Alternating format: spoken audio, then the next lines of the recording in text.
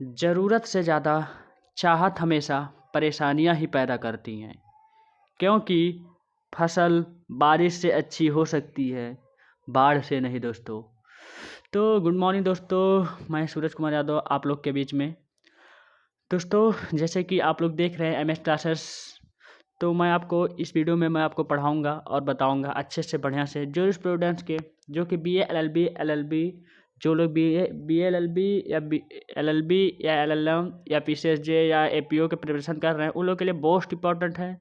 जो लोग सेमेस्टर का पेपर देने जा रहे हैं उन लोग के लिए बहुत ही इम्पॉर्टेंट है ये वीडियो, बहुत ही ज़्यादा, क्योंकि इससे क्वेश्चन बेसिकली जो है क्वेश्चन पूछ लेते हैं एकदम बढ़िया से और अच्छे से। कि क्या क्या हम लोग पढ़ेंगे, विश्वशास्त्र की विश्लेषणात्मक विचारधारा, और क्या और दूसरा पॉइंट पढ़ेंगे विश्लेषणात्मक विचारधारा की परिभाषा और उसके विचार समर्थक और उसके विशेषताएं, ये हम पढ़ेंगे। प्लस हम लोग एक और ऐड करेंगे, यहाँ राइट नहीं है अभी दिया गया है, जॉन ऑस्टिन के बारे में भी हम लोग पढ़ेंगे। उनकी भी परिभाषा, डिफिनीशन, समर्थक, सब कुछ, उनके आलोचना, महत्व क्या है क्या नहीं, क्या इन्होंने दिया, उनके बारे में भी हम लोग सही से पढ़ेंगे। तो अब हम लोग देखेंगे स्टेप बाय स्टेप करके, तो वीडियो में लास्ट तक बने रहेगा तभी आपको समझ में आने वाला है। क्योंकि आधा वीडियो अभी आधा अधूरा काम कभी नहीं करना चाहिए, क्योंकि मन में डर और भय पैदा होता है कि हाँ सर, कि उसको पूरा देख लिए होते, उसको पूरा कर लिए होते, ऐसा होगा वैसा हो सकता था, सही भी हो सकता था, तो ऐसे डर पैदा होते हैं। लेकिन इसीलिए आप लोग लास्ट देखिएगा वीडियो को, तभी आपको क्लियर से समझ में आ जाएगा, एकदम स्टेप बाय स्टेप करके मैं आपको समझाऊंगा, कोई दिक्कत नहीं है। आप फुल डिटेल लॉन्ग क्वेश्चन आ रहा है आपका, तो आप लोग आंसर इससे राइट कर सकते हैं एकदम बढ़िया से, एकदम बेसिकली से 3 से 4 पेज में आप लोग आंसर राइट कर सकते हैं एकदम बेसिकली, मतलब नॉर्मल इंसान कर सकता है, नॉर्मल जो कभी पढ़ा भी नहीं है वो भी समझ सकता है इस वीडियो को, लेकिन लास्ट तक देखिएगा तभी। तो चलिए स्टेप बाय स्टेप करके हम लोग देखते हैं। जैसे कि अब हम लोग देख लेते हैं,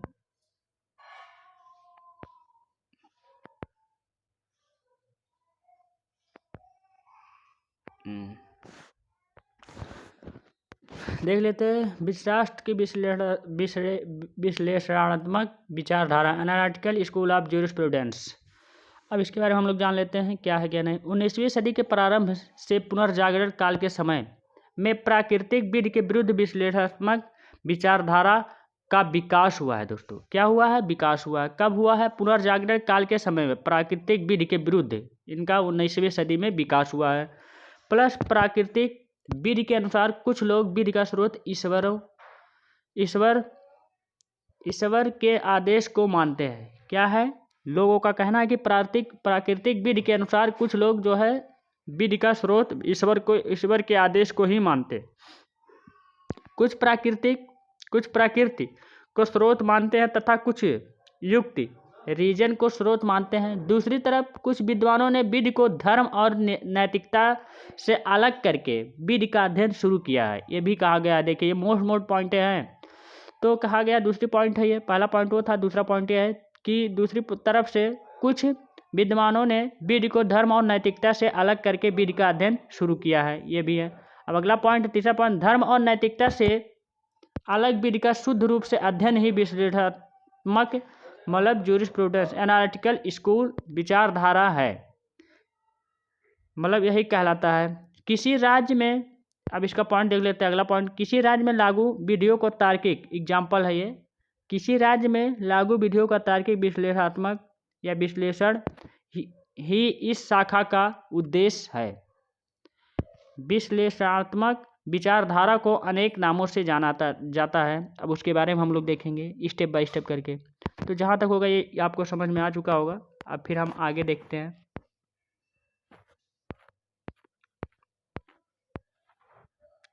तो इसमें दिया है, नंबर फर्स्ट दिया है, विश्लेषणात्मक विचारधारा विधिक सिद्धांतों का प्रणालीबद्ध विश्लेषणात्मक सिस्टमेटिक एनालिसिस है। इसको विध्यात्मक विधि का समर्थक नहीं, सकारात्मक विधि, पॉजिटिव लॉ भी कहते हैं। ये भी जान लीजिए क्या कहते हैं इसे, हम लोग क्या कहते हैं, पॉजिटिव लॉ भी कहते हैं। इसके बाद पॉजिटिव लॉ में पॉजिटिव शब्द जो है पॉजिटस से बना है। पॉजिटस means law as it is होता है, अर्थात कानून मौजूदा मौजूदा समय में जैसा है उसका ठीक वैसा अध्ययन ही विध्यात्मक विधि कहलाता है। ये कहा गया फर्स्ट पॉइंट पे। अब सेकंड पॉइंट है, सकारात्मक विधि को विश्लेषणात्मक सुस्पष्टता एनालिटिकल पॉजिटिविज्म भी कहते हैं, जिसका अर्थ है किसी मौजूदा विधि के बुनियादी सिद्धांतों का तार्किक विश्लेषण करना। मतलब तार्किक मतलब क्या होता है, छोटे फॉर्म में विश्लेषण, मतलब एक रीजनिंग जैसे होता है, रीजनिंग का अर्थ होता है तार्किक, मतलब एक शॉर्ट फॉर्म में, मतलब उसको क्या करना, विधि के मौजूद में जो है उसको बुनियादी सिद्धांतों को तार्किक करना छोटे माध्यम में। सकारात्मक, अगला पॉइंट है, तीसरा पॉइंट है,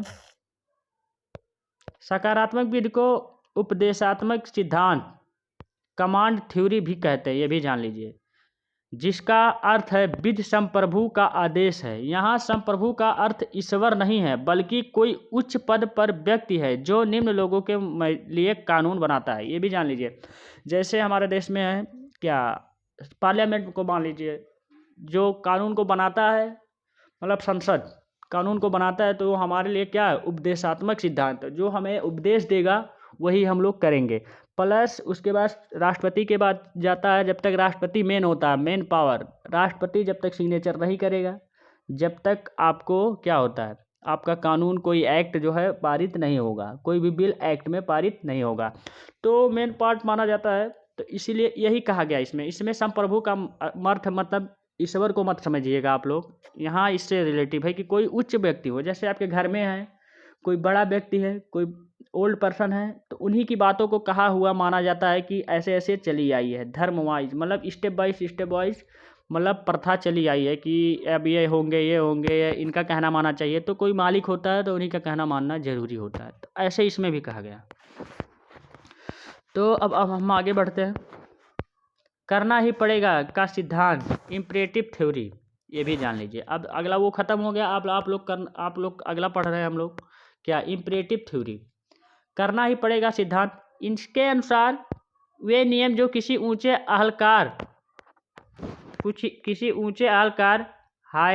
हाइजर अथॉरिटी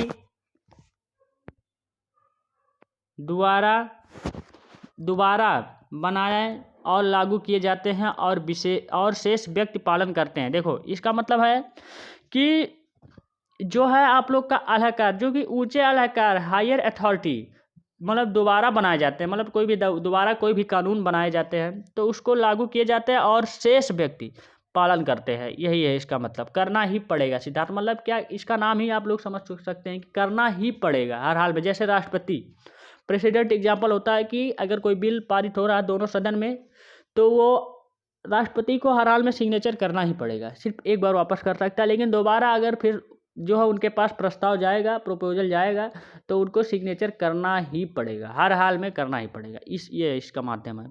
जैसे अगला पॉइंट है, अब हम लोग देखेंगे अगले जो है एग्जाम्पल को, मतलब जो अगले जो है हेडिंग को, विश्लेषणात्मक विचारधारा के समर्थक निम्नलिखित है। अब कौन कौन है, अब इसके बारे में हम लोग देखें। जैसे जेरेमी बेंथम प्राकृतिक विधि का घोर विरोधी था, उसके अनुसार कानून राज्य की देन है, ये कहा गया था उनके द्वारा। ये देखिए फैक्ट आपको पकड़ना है, यही सब मोस्ट इंपॉर्टेंट होता है। अगर यही आप फैक्ट याद कर लिए एक लाइन का, तो आप एग्जाम में उसको थोड़ा विश्लेषणात्मक, मतलब विशेष करके, मतलब उसको जो है लॉजिकल करके, हॉरिजॉन्टल करके, मतलब उसके बड़े फॉर्म में आप कन्वर्ट कर सकते हैं, बना सकते हैं। लेकिन अब आपको मेन हेडिंग ही नहीं पता रहेगा तो उसके बारे में क्या लिखेंगे, कुछ नहीं लिख पाएंगे, आप लोग ऐसे देखते रह जाएंगे और क्या होगा, टाइम बीत जाएगा एग्जाम पे। क्योंकि एग्जाम में टाइम की कोई वैल्यू नहीं होती है, टाइम का वैल्यू होता है लेकिन टाइम पता नहीं चलता कि कब गायब हो गया, कब कितना हुआ कितना नहीं हुआ। इसीलिए तो उसके अनुसार विधि जैसी लागू है और विधि जैसी होनी चाहिए, दो प्रकार की होती हैं। जैसे कहा गया, इनके द्वारा कहा गया कि जो है क्या कहा गया, ये जो है इनके द्वारा कहा गया कि कानून जो है राज्य की देन है, और जैसे कि लागू है विधि जैसी होनी चाहिए, दो प्रकार की होती है। नंबर फर्स्ट है, विधि को मापने के लिए उसने उपयोगितावाद का सहारा लिया है।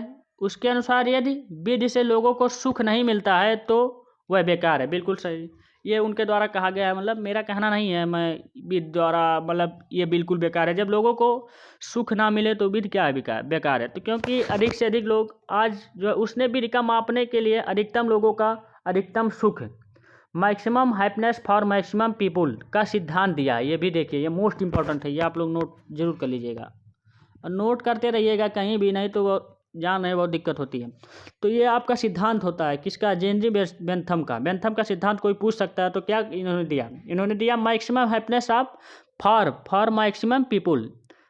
तो क्या, अधिकतम लोगों का अधिकतम सुख, जो भी कानून बने वो सुख के ही कारण जाए, क्योंकि आजकल देख ही रहे हैं कोई भी किसी भी इंसान की इच्छा तो भरी नहीं है। जितना भी आज सब लोग सोचते हैं कि मैं सुख रहूं, दुख के बारे में कोई नहीं सोचता है, ये हकीकत में 100% सही है। तो उन्होंने कहा था कि ऐसा कानून बनाया जाए कि सुख की प्राप्ति हो लोगों को, दुख की प्राप्ति ना हो। वो सुख से ही उनको दुख की प्राप्ति हो जाएगी हर हाल में का सिद्धांत दिया है। उसने व्यक्ति की स्वतंत्रता पर बल दिया है, इसलिए वह व्यापार में ही हस्तक्षेप की नीति लिजिस फेयर का समर्थक था। वह विधिशास्त्र का पिता है। देखिए, ये विधिशास्त्र का पिता भी हैं, इनका समर्थक था। अब अगला देखते हैं हम, नंबर 2 है। देखिए, पहला उनका देख लिया, अब हम नंबर सेकंड वाले को देखेंगे। किसको देखेंगे अब, ग्रे को देखेंगे। ग्रे भी कानून को राज्य द्वारा निर्मित मानता है, परंतु उनके अनुसार धर्म प्राकृतिक नैतिकता कानून का स्रोत नहीं है। ये देखिए, इनके द्वारा ये कहा गया है ग्रेगोरी, धर्म प्राकृतिक नैतिकता कानून का स्रोत नहीं है। ऑस्टिन संप्रभु को कानून का एकमात्र स्रोत मानता है, जबकि ग्रे संप्रभु के अलावा भी कानून को दूसरे स्रोत मानता है। देखिए, इनके अंतर है कि ऑस्टिन सिर्फ जो है संप्रभु के एक स्रोत को ही कानून का स्रोत मानता है, बाकी ये जो है, जबकि ग्रे का कहना है कि संप्रभु के अलावा भी ये कानून के दूसरे स्रोत को भी मानते हैं, जैसे पूर्व निर्णय जो है, प्रीडेंस, रीति रिवाज, कस्टम्स आदि। उनका मत है कि कानून उन नियमों का संग्रह है जो न्यायालय द्वारा आचरण के नियमों के रूप में लागू किए जाते हैं। ये इनका कहना है। तो अगला पॉइंट है, देखिए सर जॉन सामंड का क्या कहना है। सामंड के विचार ग्रे के विचारों के समान है। इन दोनों का विचार सेम मिलता है। जैसे कहा गया है, सामान्य के विचार ग्रे के विचारों के समान है। उसके अनुसार विधि सिद्धांतों का एक निकाय है जिसे न्याय प्रशासन में राज्य द्वारा मान्यता प्रदान की जाती है और लागू की जाती है। उनके अनुसार कानून में वे सभी नियम सम्मिलित हैं जिनको न्यायालयों के निर्णयों द्वारा मान्यता प्राप्त होती हैं, तथा जिनके अनुसार न्यायालय न्याय प्रशासन का कार्य करते हैं। सामंड ऑस्टिन का आध्यात्मक सिद्धांत से सहमत नहीं है, ये कहा गया है। सामंड जो है ऑस्टिन के आध्यात्मिक सिद्धांत से सहमत नहीं है, इसलिए उनका कहना है कि विधि न केवल अधिकार है और न केवल शक्ति, बल्कि इन दोनों का उचित समन्वय है, ये कहा गया इनके द्वारा। ये मोस्ट इंपॉर्टेंट है, जान लीजिएगा। यहाँ मैं आपको बता दे रहा हूँ, राज के स्वर द्वारा अपने लोगों के लिए न्यायिक पुकार है, ये भी कहा गया है इनके द्वारा। अब देखिए, जहाँ तक समझ चुके होंगे, एकदम सिंपल भाषा लैंग्वेज में लिखा है, जो समझ में आ रहा है मैं समझा ही दे रहा हूँ। अब देखिए आगे,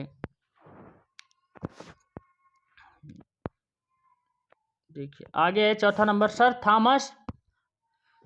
थॉमस इंजन Holland. Sir Thomas E Holland ने ऑस्टिन के विधिशास्त्र के समान और विशिष्ट वर्गीकरण को अधिक विकसित किया है। उसके अनुसार विधि मानव व्यवहार का साधारण नियम है। इनके अनुसार क्या गया, विधि मानव विभाग का मतलब मानव व्यवहार का साधारण नियम है जो ब्राह्मण कार्यों का ज्ञान रखता है और प्राधिकृत अधिकारी एथोराइज्ड पर्सन द्वारा जारी होता है। विधिशास्त्र का संबंध वैधानिक नियमों से नहीं है, बल्कि उनके द्वारा नियंत्रित किए जाने वाले संबंधों से है। केल्सन का सिद्धांत भी इसी विषय पर जोर देता है, ये भी जान लीजिए। अभी नीचे हम लोग पढ़ेंगे केल्सन का सिद्धांत, मतलब केल्सन का नहीं, बेल्थन का सिद्धांत शायद है, कुछ भी है। मतलब केल्सन का सिद्धांत हो सके अगले वीडियो में पढ़ेंगे, क्योंकि वो अगला चैप्टर है, इसी चैप्टर से है, एनालिटिकल स्कूल से ही, लेकिन वो अलग चैप्टर से है, तो उसको भी हम लोग पढ़ेंगे नेक्स्ट वीडियो में। तो केल्सन का सिद्धांत भी इसी पर जोर देता है, बहुत इंपॉर्टेंट है। केल्सन, बेल्सन, हेनरी, अभी हेनरी तो बाद में आएंगे। केल्सन, बेल्सन, इसके बाद इसमें जो है ऑस्टिन, ये तीनों बहुत इंपॉर्टेंट है। इसके बाद जॉन हॉलैंड भी नहीं, थोड़ा बहुत, हाँ सामंड भी थोड़ा बहुत इंपॉर्टेंट है। ग्रे वरे नहीं उतना पूछता, लेकिन जानना जरूरी है।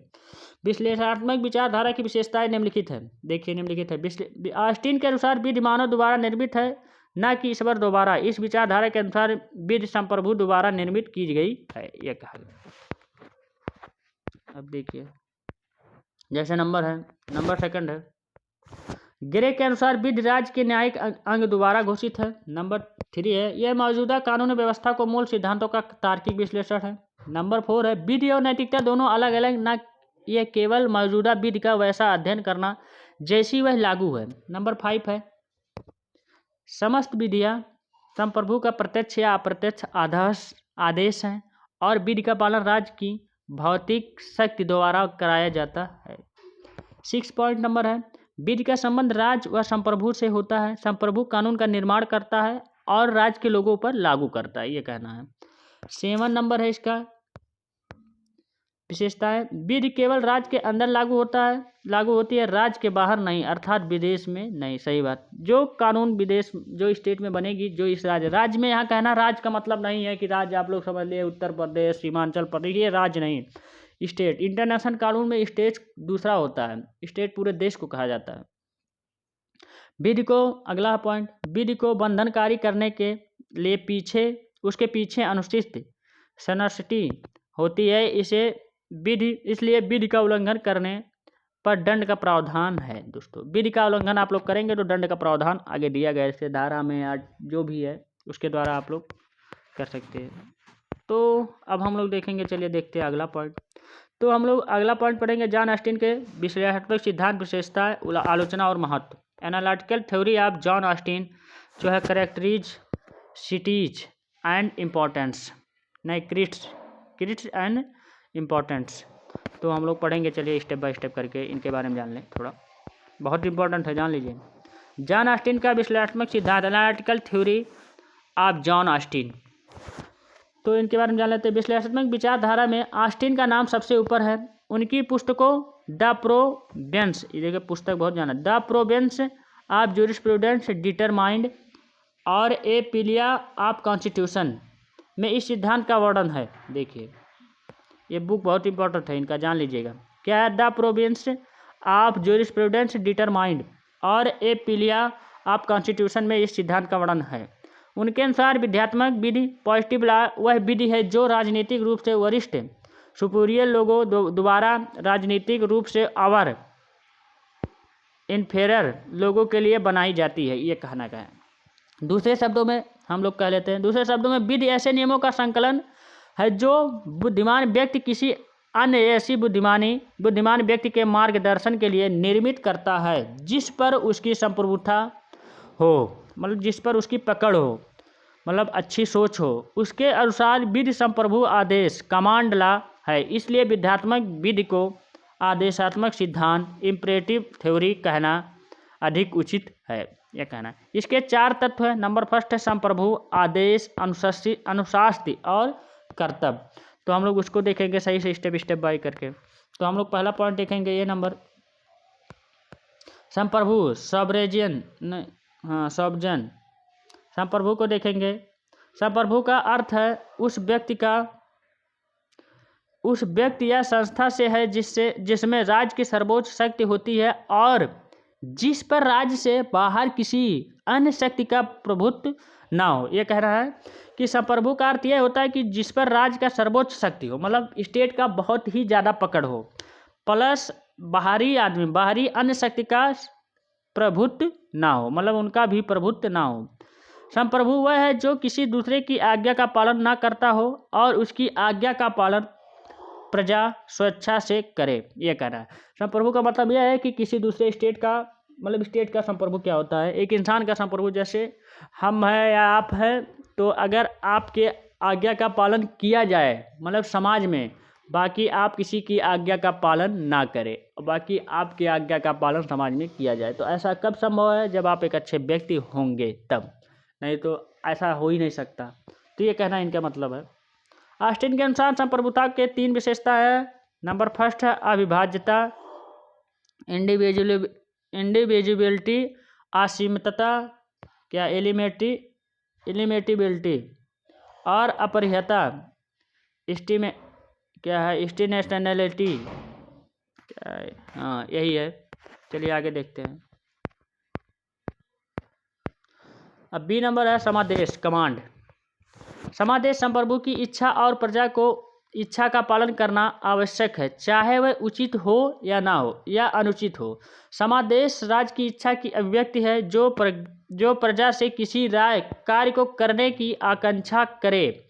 आदेश समान हो या विशिष्ट हो। समान आदेश का अर्थ पूरी प्रजा के लिए हो, जबकि विशिष्ट आदेश का अर्थ कुछ लोगों के लिए हो। ये आपको करना ही, समादेश मतलब कमांड का मतलब ये कह रहा है कि आपको कोई भी इच्छा, कोई भी आज्ञा दे दिया गया, कोई भी कर्तव्य दे दिया गया राज के द्वारा, तो उसको करना ही है, आपको करना ही पड़ेगा, उस पर आप छेड़छाड़ नहीं कर सकते। नंबर सी नंबर है शास्त्र, जो है संशंस।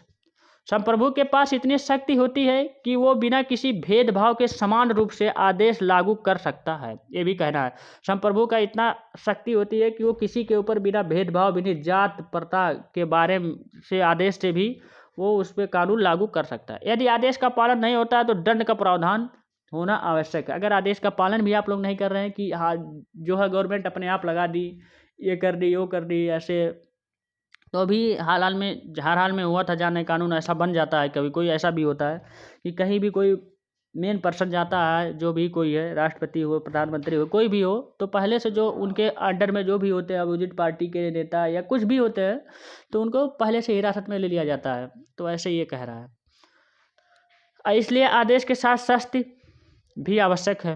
नंबर डी है कर्तव्य, ड्यूटी। प्रजा का कर्तव्य है कि संप्रभु की आज्ञा का पालन करे। इसका कर्तव्य मतलब ड्यूटी का कर्तव्य है कि प्रजा का, कोई भी प्रजा हो, कोई भी घर में आपके मेन व्यक्ति हैं, आपके ओल्ड पर्सन है, तो उनका पालन करना आपका कर्तव्य है, यही कहा गया। ऑस्टिन के सिद्धांत की विशेषताएं जो है आप लोग देख लेते हैं। विधि नंबर फर्स्ट है, विधि संप्रभु का आदेश है, अर्थात संप्रभु लौकिक भौतिक व्यक्ति है। नंबर 2 है, प्राकृतिक विधि का विरोध करने चिंतन के नवीन युग का आरंभ है, नए युग का आरंभ है, उसका विरोध करना। नंबर 3 है, उसने विधिक सिद्धांतों को नैतिकता से अलग किया है, इसलिए विधिशास्त्र में शुद्धता लाने की कोशिश की गई है और विधिक शब्दों को फिर से परिभाषित किया गया है, ये कहा गया। देखिए अगला पॉइंट है, ऑस्टिन की विधि राज्य संप्रभु और आदेश की आवश्यकता तत्व मानती है। नंबर अगला पॉइंट है, ऑस्टिन के सिद्धांत का प्रभाव बाद के बुद्धिजीवियों पर पड़ा, जैसे हॉलैंड, ग्रे, सामंड आदि विधि का विशुद्ध सिद्धांत, pure theory of law Austin के सिद्धांत से प्रेरित है, ये भी कहा गया। तो अब आगे हम लोग देख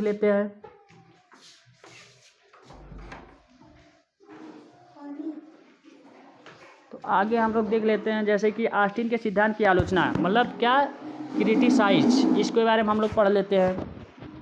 नंबर फर्स्ट है इसका जो है, संप्रभु का आदेश ही विधि का एकमात्र स्रोत नहीं है, क्योंकि ऑस्टिन ने रूढ़ियों तथा रीति रिवाजों की अवहेलना की। मेन के अनुसार कानून एक दूसरे पर निर्भर है, ये कहा गया है, मतलब आदमी के अनुसार इनका जो है एक कानून, ऑस्टिन का कहना कि एक दूसरे पर निर्भर है। भारतीय राजाओं के बारे में ऑस्टिन का सिद्धांत सही नहीं है। राजा में संप्रभुता के समस्त गुण मौजूद थे, परंतु उन्होंने प्रजा की रीति रिवाज के पालन ना रोक नहीं लगाई। इन प्रथाओं को पंचायतों, परिवारों और जातियों द्वारा समाज में लागू किया जाता है था।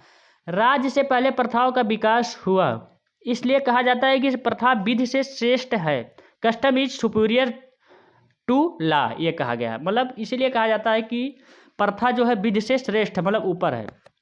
नंबर 2 है, ऑस्टिन की विधि में इच्छा संबंधी नियम जैसे अनुज्ञात्मक जो है प्रीमेसिव कानूनों का समादेश नहीं किया जा सकता। नंबर 3 है, ऑस्टिन की विधि में न्यायाधीश द्वारा निर्मित विधि का कोई स्थान नहीं है, ये भी कहा गया। नंबर 4 है, ऑस्टिन ने अंतर्राष्ट्रीय विधि को केवल निश्चयात्मक नैतिकता ही माना है। नंबर 5 आलोचना है इनके, शास्ति पर सारा बल देना न्यायपूर्ण नहीं है। बहुत से ऐसे कानून हैं जो अधिकारों में वृद्धि करते हैं, परंतु उनको लागू करने के लिए बाध्यता नहीं, जैसे वसीयत लिखना, वोट ना देना आदि, ये सब है। नंबर 6 है, नैतिकता के विरुद्ध सिद्धांत है जिसका उद्देश्य संप्रभु के आदेशों को लागू करना है, चाहे समादेश उचित हो या अनुचित हो। मतलब आपको लागू करना है तो करना है, चाहे वो उचित हो या अनुचित। इनकी आलोचना है, तो आप लोग सही से पीछे पढ़े होंगे तो आप लोग आलोचना वैसे लिख सकते हैं, बाकी मैं आपको बता दिया हूँ। अब आगे देखते हैं, ऑस्टिन के सिद्धांत का महत्व हम लोग देख लेते हैं, इनका महत्व क्या है। चलिए महत्व देख लेते हैं। इस सिद्धांत का सबसे बड़ा महत्व यह है कि ऑस्टिन ने बताया कि कानून की उत्पत्ति राज्य से होती है और कानून को न्यायालय दोबारा लागू किया जाता है। देखिए मेरा काम यह बताना नहीं है, आप लोग वैसे समझ चुके होंगे, जो भाई मैं थ्योरी बता दिया पढ़ा दिया उसके बारे में, आप लोग इसका महत्व और आलोचना अपने आप लिख सकते हैं। लेकिन मैं आपको बता दे रहा हूँ, ऐसा कोई करेगा नहीं, कोई टीचर नहीं करेगा, तो इसलिए मैं आपको बता दे रहा हूँ। तो देखिए इनका कहना था क्या कि जो है ऑस्टिन ने बताया कि कानून की उत्पत्ति राज्य से होती है और कानून को न्यायालय द्वारा लागू नहीं किया जाता, ये भी कहा गया। अगला पॉइंट है बी नंबर, ऑस्टिन ने विधि को प्रकृति विधि से अलग कर दिया, इसलिए नैतिकता को ऑस्टिन ने विधि नहीं माना है, ये भी कहा गया। मतलब विधि से अलग कर दिया नैतिकता को, इसीलिए नैतिकता को क्या कह रहे हैं, ऑस्टिन ने विधि नहीं माना है। तीसरा पॉइंट है, ऑस्टिन ने जोर दिया कि विधि क्या है, ना कि विधि क्या होनी चाहिए, ये कहा है। ऑस्टिन ने इस पर जोर दिया है कि विधि क्या है, जबकि ये नहीं कहा, ये नहीं उस पर नहीं जोर दिया कि विधि क्या होनी चाहिए समाज में। अगला पॉइंट है, ऑस्टिन के बाद विधिशास्त्रियों पर ऑस्टिन के सिद्धांत का प्रभाव पड़ा, जिन्होंने विधिशास्त्र की नियो ऑस्टिनियन विचारधारा नियो ऑस्टिनियन स्कूल को जन्म दिया। इसके समर्थकों में ग्रेस सामंड हॉलैंड आदि हैं, ये भी कहा गया कि मतलब उसके जो है उल्टे समर्थक। तो आज की वीडियो में यहीं तक दोस्तों, तो थैंक यू दोस्तों। आपको अगर वीडियो अच्छा लगा होगा तो दोस्तों आप लोग शेयर जरूर करिएगा, अधिक से अधिक शेयर करिएगा और लाइक करना बिल्कुल मत भूलिएगा। अगर चैनल पर नए होंगे तो मेरे चैनल को सब्सक्राइब जरूर करिएगा दोस्तों। तो क्योंकि आप लोग को अच्छा नॉलेज, अच्छी जानकारी मिल रही है, और बाकी आगे चल करके आपको मैं ऐसे ही पढ़ाता रहूँगा, बढ़िया से बताता रहूँगा अच्छे से। कोई दिक्कत, कोई प्रॉब्लम होगी तो आप लोग कमेंट बॉक्स में कमेंट जरूर करिएगा। जिस पे भी वीडियो चाहिएगा कमेंट बॉक्स में जरूर करिएगा, मैं आपको उस पर प्रोवाइड कर दूंगा उस पर वीडियो एकदम अच्छे से, बढ़िया से, एकदम शुद्ध हिंदी लैंग्वेज में। आपको हिंदी इंग्लिश से जो बता रहे हैं, इंग्लिश बेवफा होती है तो लोगों को समझ में ही नहीं आती। बाकी इंग्लिश में जो लोग इंग्लिश के अगर रिक्वायरमेंट है तो वो लोग भी आप लोग समझ करिएगा, मैं इंग्लिश में भी पढ़ाऊँगा, हिंदी इंग्लिश दोनों में। तो थैंक यू दोस्तों, अब हम लोग मिलेंगे नेक्स्ट वीडियो में, तब तक आप लोग ऐसे ही बने रहिए मेरे चैनल के साथ। Thank you.